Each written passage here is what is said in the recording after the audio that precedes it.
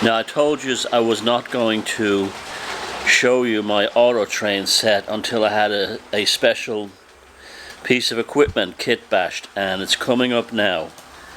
The auto train steam generator. We'll have a quicker look at it later. This is my entire auto train setup here. This is nothing like the original. The original would have been a colossal length, made up of all kinds of rolling stock. You can see I can finish the windows, and I put the steam chimney on the caboose.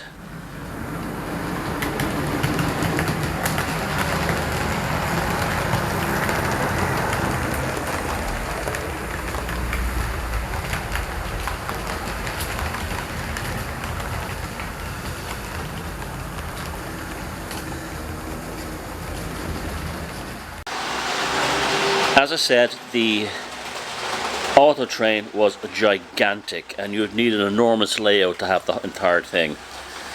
Here I have is like everything else on my layout, a compromise and an impression of the real thing. Bit of wheel slip there, not surprising considering one Athean 1970s logo is pulling this entire consist, but it's doing it fine.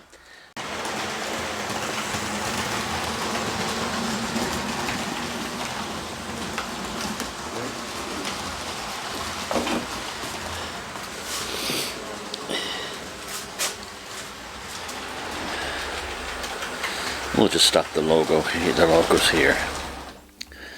Okay. At the front is the Bachmann 1970s version, which came out when the auto train was released. That's this one here. The model is not bad. It's just not good enough to pull this. I've added extra weight to it and everything, and it wasn't good enough. I have a couple of these, so I rendered this one a dummy by taking out the motor and the gear drive train, and it works great. I put that one on the front. That's a dummy.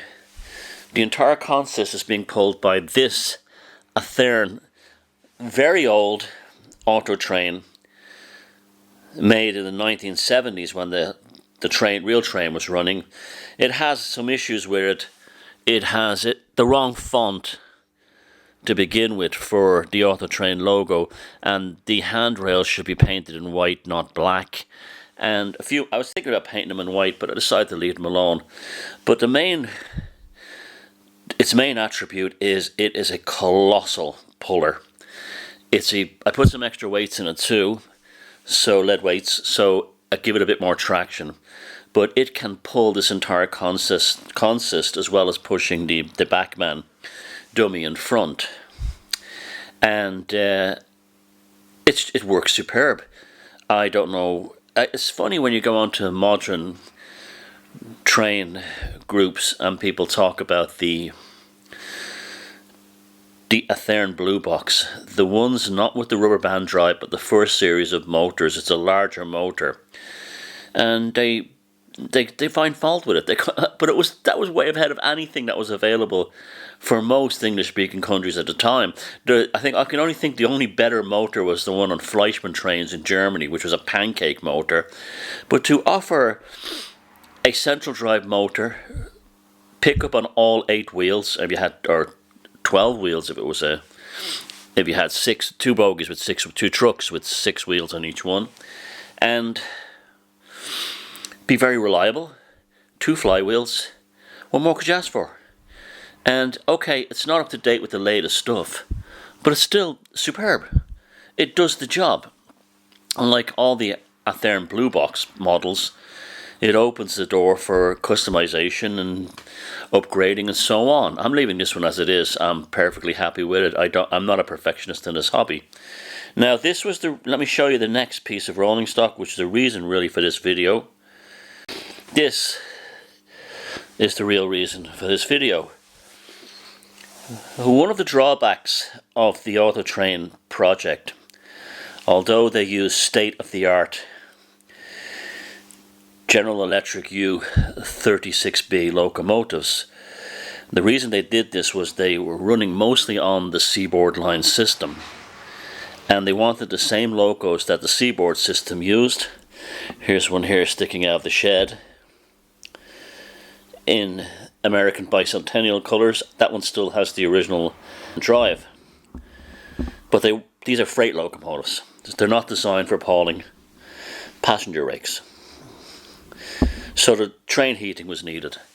So what the company did in the early days was they got all steam tenders and they converted them to boilers. This is common all over the world, and these boilers created steam heat which ran through the entire train. Now this was actually shown later to be problematic because as the steam is pushed along the length of the train, it actually cools down by the time it reaches the very end. So you'd have a situation where the passengers in the front coaches or cars would be nice and toasty and warm in winter. At the back they'd be freezing, and it led to some issues. And that was the main technical fault with this train. They did resolve it later on with better steam boilers. Behind the steam boiler, which I scratch built from an old Mantua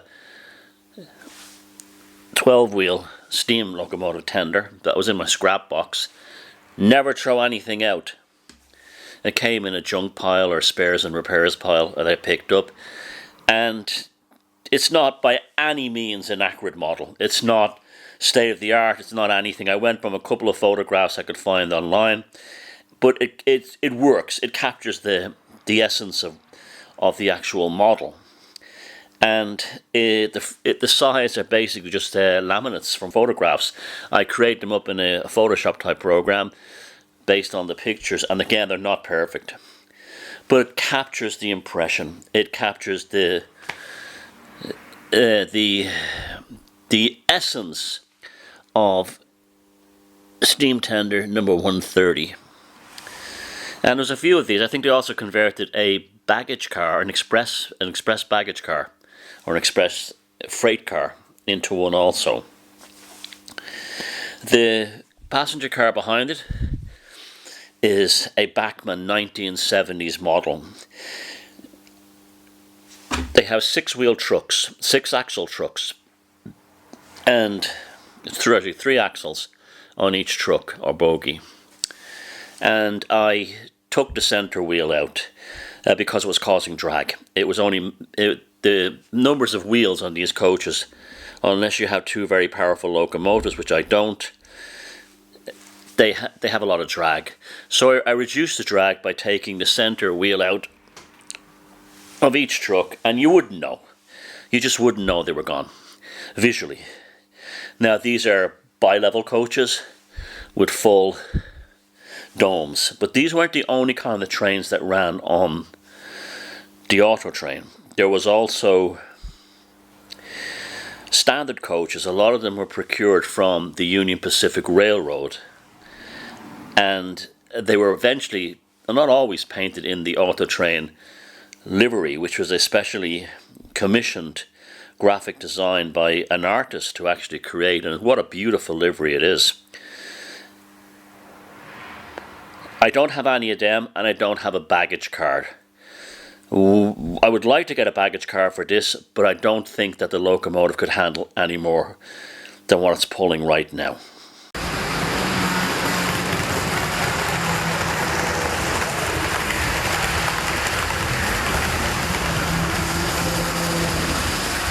In the late 1960s, a group of businessmen decided that, with some vision, that the age of rail passenger transport in the USA was not over.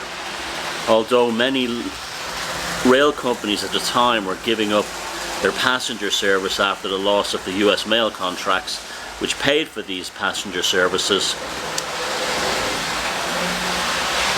these business people believed that if you offered a specialized product to the customer, you would have a renaissance in rail passenger trains.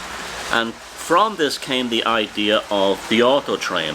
Now, a similar idea had been done by the Baltimore and Ohio Railroad, and also it copied similar concepts in Europe, particularly in France, Germany, and to a lesser extent the United Kingdom on British Rail.